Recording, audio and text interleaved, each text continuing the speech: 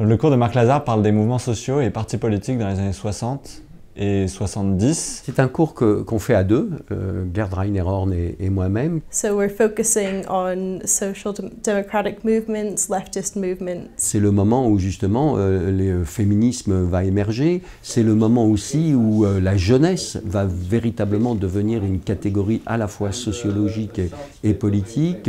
Et puis c'est une période où, par exemple, ce qu'on appelait à l'époque, depuis le milieu des années 50, le tiers-monde émerge. En fait, ce qu'on voit dans ce cours, c'est que mai 68 s'inscrit dans un contexte qui commence à la fin des années 50 et puis qui continue dans les années 70. Il y a eu beaucoup de répression à cette époque-là. Mais nous insistons aussi sur ce cours, sur la capacité des institutions à absorber ces mouvements, à comprendre qu'une partie de cette contestation peut être transformée en politique publique. Prenons un exemple, dans les années 70 en France, sous le septennat de Valéry Giscard d'Estaing, une série de réformes modernisatrices de la société ont été faites, abaissement de l'âge de la citoyenneté à 18 ans, la loi sur l'interruption volontaire de la grossesse. L'avantage aussi, c'est qu'on est formé par la recherche.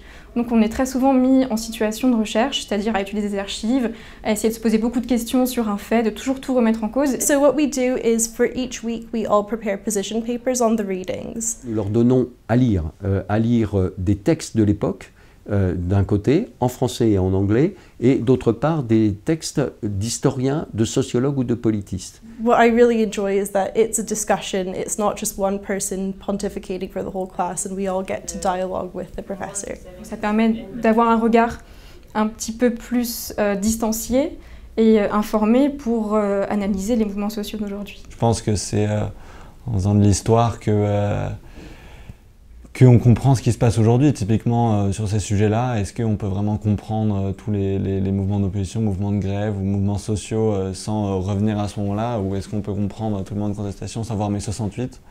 Moi, je pense pas. Donc ils font des relations entre ce qu'ils ont pu vivre pour certains d'entre eux, pas tous, en tant que citoyens, jeunes citoyens, avec leurs idées, avec leurs engagements, avec ce passé qui au départ leur semblait totalement étranger et qui peut peut-être leur parler aujourd'hui. That's what we study history for. There's always going to be echoes in today.